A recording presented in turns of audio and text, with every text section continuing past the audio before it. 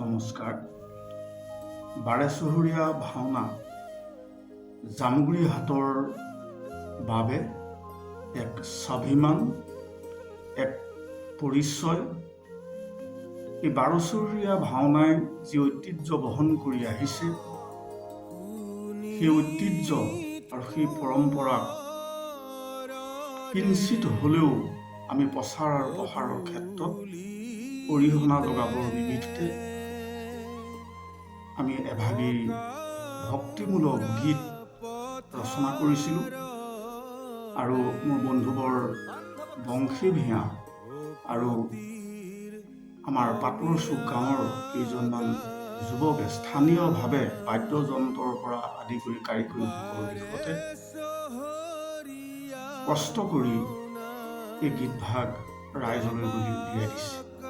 যোৱা 3 দিন আগতে বাৰেচহৰীয়া ভাওনাৰ উদযাপন সমিতিৰ সভাপতি চতিয়া সমষ্টিৰ মাননীয় বিধায়ক পদ্ম হাজৰিকাদেৱে গীতভাগ বাৰেচহৰীয়া মণ্ডপৰ সেই হজৰ মাজতে উন্মোচন কৰে। উন্মোচন কৰি আমাক কৃতাৰ্থ কৰে।